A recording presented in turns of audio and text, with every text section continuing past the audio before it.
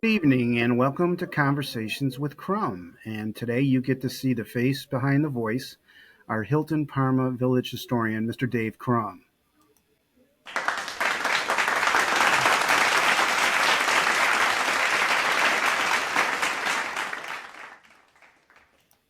Well, Dave, it's great to see you on camera, and I'm glad that our viewers and listeners now get to hear you as well. Tonight, he is going to be bringing us a presentation on the Titanic and its local ties to the village of Hilton. Dave, how are you? I'm good. Thanks, Mike. Good to be here tonight. Thanks for inviting me. And tonight we're going to be talking about the Titanic, which was the great ship that sunk back in 1912, roughly 111 years ago, I guess. Um, I'm going to go back into my early days, back into the 40s and 50s, and I didn't really hear much about the Titanic back in those days. Not until I went to camp, and they had a song that they used to sing in Boy Scout camp or Camp Corey. I've forgotten where it was, but it kind of came back to me as we were thinking about doing this program tonight. And I happened to find it on YouTube, and I thought, why not play it? Because it kind of sets the atmosphere about what happened. And it's not, I could not articulate everything that they do in the song. So if you'll bear with me just a minute, I'm going to pull it up on YouTube and we'll listen to it. Yeah, take your time.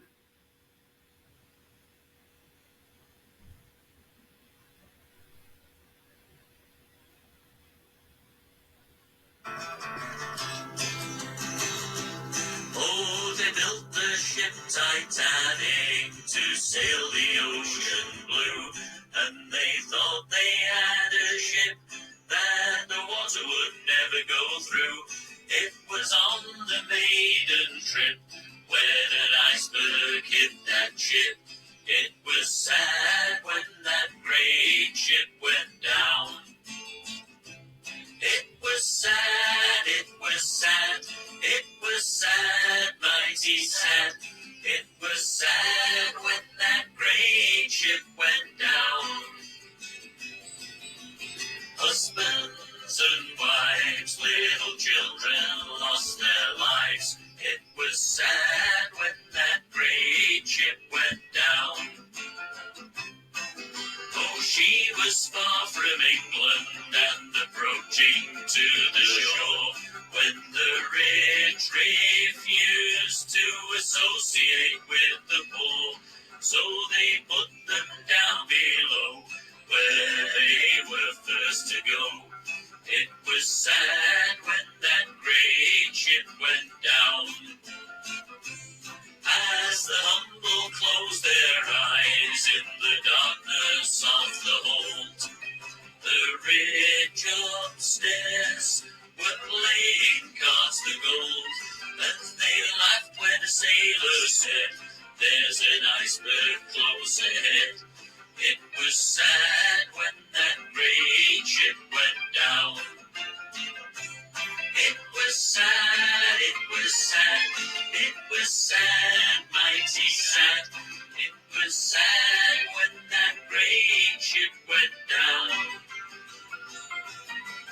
Husbands and wives, little children lost their lives. It was sad when that great ship went down.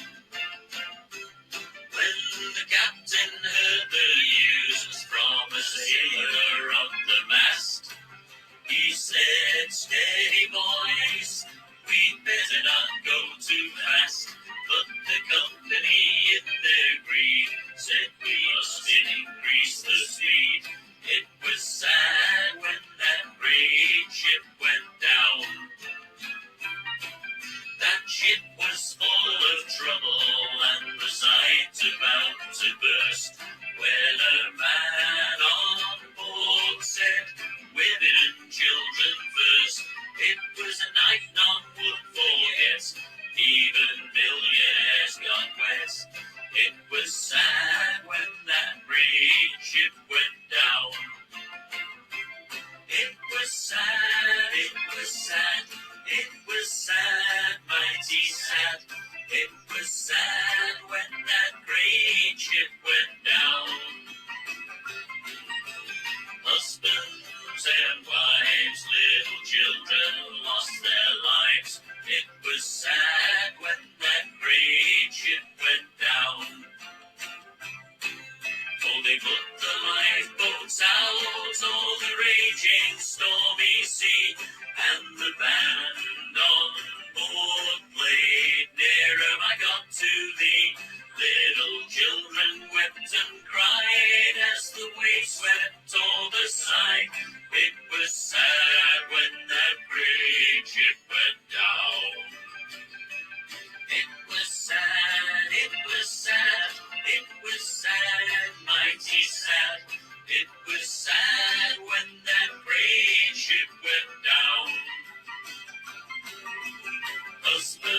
and wise little children lost their lives. It was sad when that great ship went down.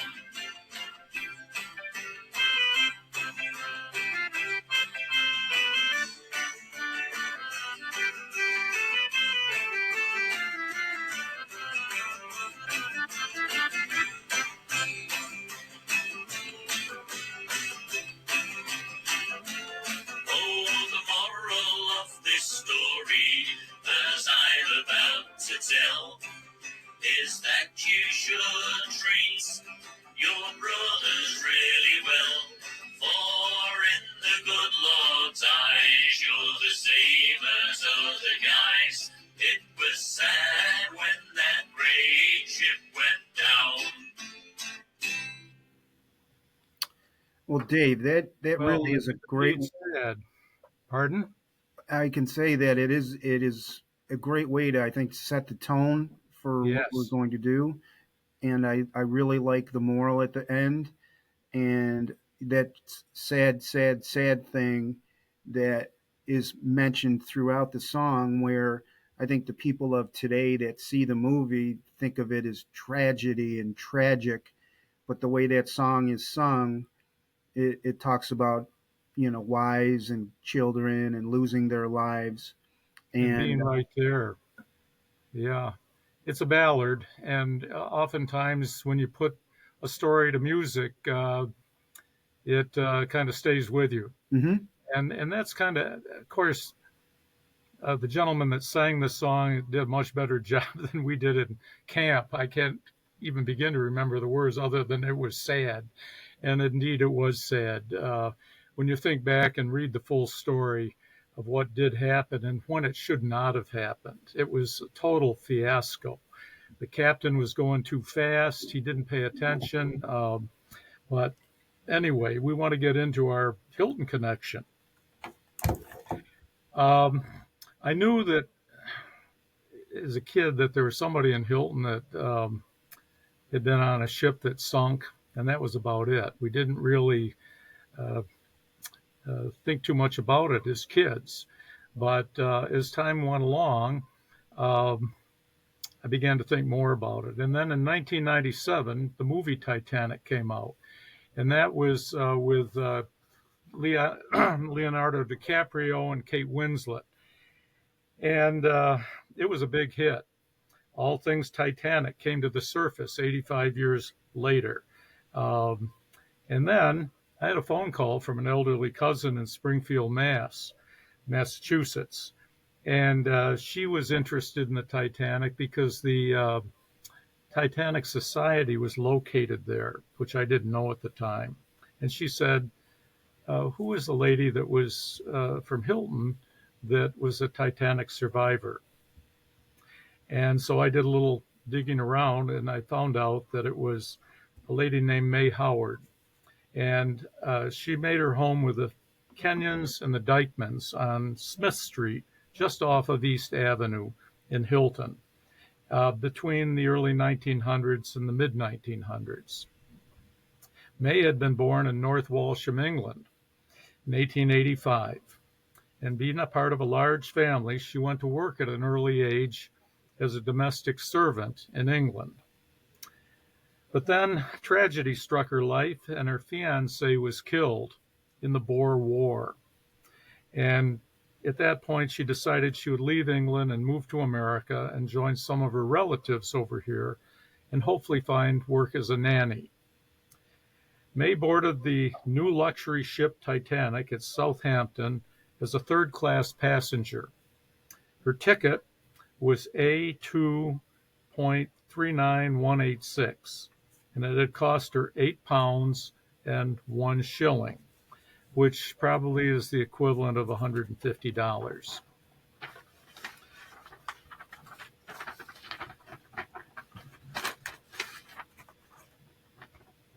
Her destination was Toronto, where she had hoped to find work as a nanny, and the trip was uneventful until the ship struck the Great Iceberg. And May described how the ship rocked with the collision and then followed by the ringing of many bells.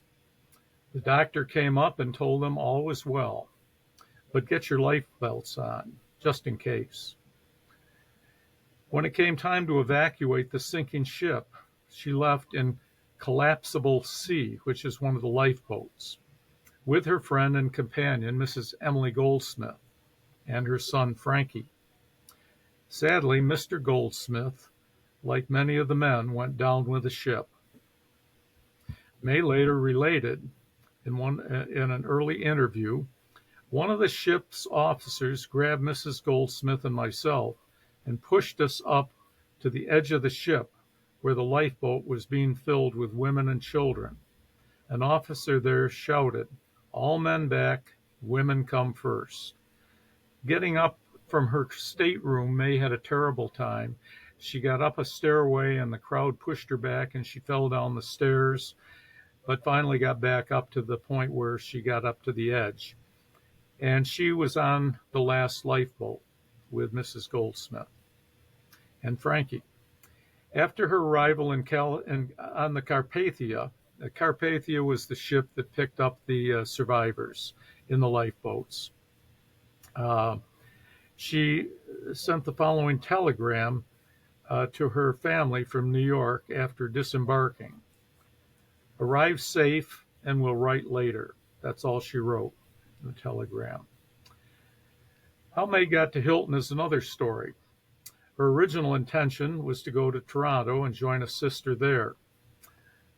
First, she had to recover from post-traumatic syndrome and badly frozen feet from being in the lifeboat.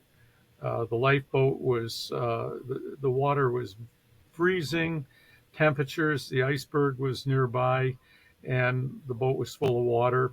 And obviously she didn't have boots or anything, and so her feet got terribly frozen, which left her with a disability later on in life. She, instead of going to Toronto, had another sister in Albion, New York, a Mrs. Hewitt, and she went to Albion, and there she had time to recover, and when she did feel better, she found that her sister found her work, and the work was as a domestic servant in the home of Sheriff William Kenyon, helping with household chores. And she was trained in this manner and felt comfortable doing that. Many people had people help them in their homes and as paid employees. This would have been probably around 1917 or 18. And at that time in Hilton, Sheriff William Kenyon's brother, Reverend Randall Kenyon, lived.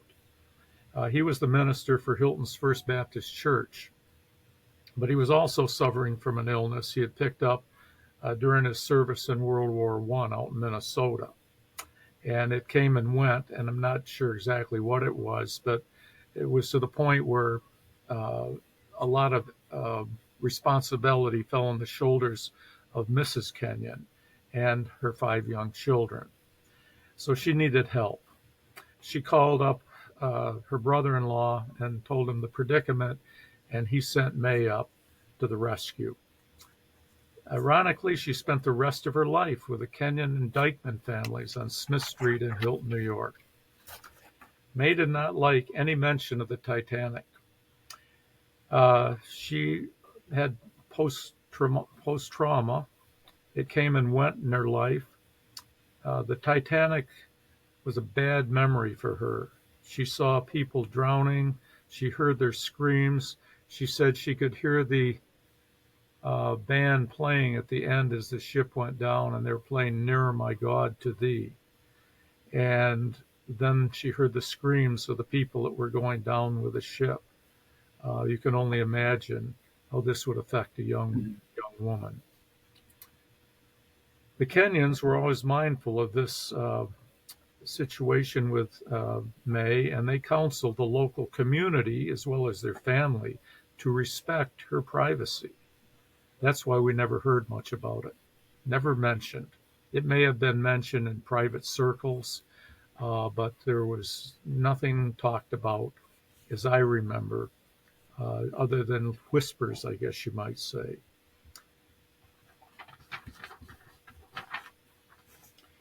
The Titanic Society was located in Springfield, Massachusetts, and as the years went by, it gained more members. I believe uh, some of the survivors were members, people interested in the Titanic, and May, I don't believe, was. But in 2012, uh, that was the 100th anniversary of the sinking of the big ship, and I had enough information to know that I should write a story about that, about our Hilton survivor, May Howard. And so I asked around, I looked in files, did what research I could, but then I had the opportunity to call Susan Dykeman Harrison. And Susan grew up in the Dykeman family and was one of the children that May helped take care of. And Susan was willing to talk to me about it, and she verified the things I just mentioned, that it was very private, that May had difficulty walking. She probably had neuropathy in her feet, and it was difficult for her. She had uh, her rooms were on the third floor of the Dykeman home down on Smith Street. She had very nice accommodations, and she would make sandwiches for the children at lunch. She would play board games with them. They loved her. She was like an aunt or a grandmother, and she'd been there for two generations of the family, just part of the family at this point. Um, there today are Titanic museums. There are about five of them. One in Belfast, Ireland, one in Branson, Missouri, Pigeon Forge, Tennessee, Cove, Ireland, and the Luxor Hotel in Las Vegas has a big one, the Maritime Museum in Halifax, Nova Scotia, and I'm not sure where the sixth one is, but there's a great deal of interest today in this whole event.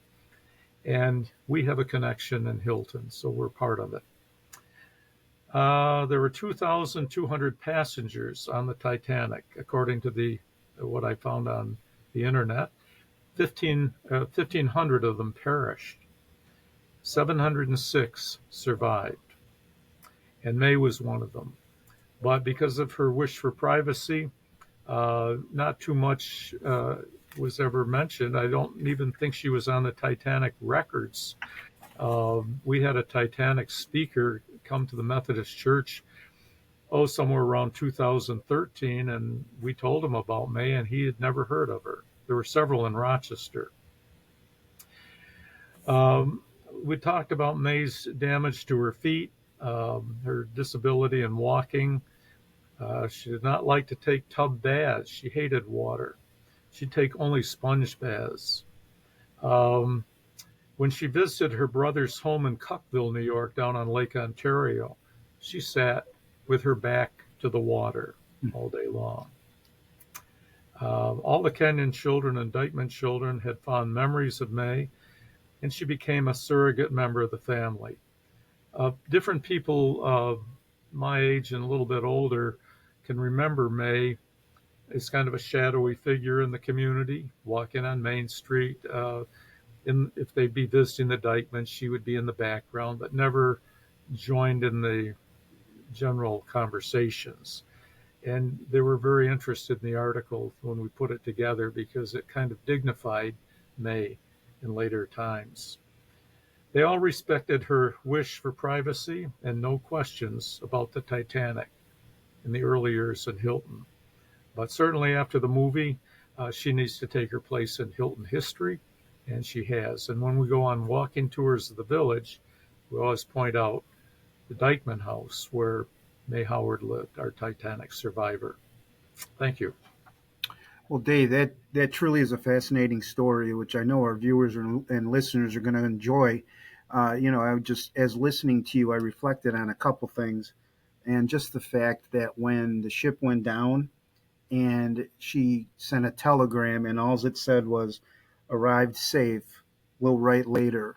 And you fast forward to today, where everything is instantaneous, and I was just trying to think about what that must have been like for her family.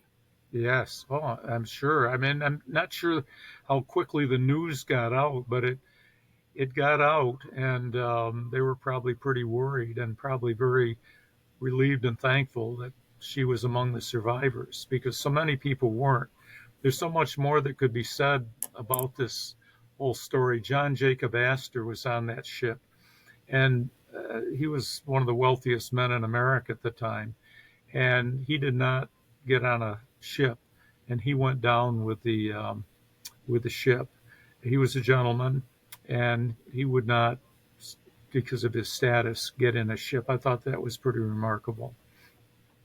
And it is, and the fact that you were able to bring that local connection to us tonight with such detail that I really appreciate it because I think sometimes the Titanic is almost like mystified, like did this really happen? And you see the big movie in Titanic, and you do see part of the story and everything, but when you hear firsthand accounts, well, actually secondhand where you're getting it, it really, I think it means a much more great deal. Well, thank you. Thank you, Mike. It was a pleasure. Enjoyed being here.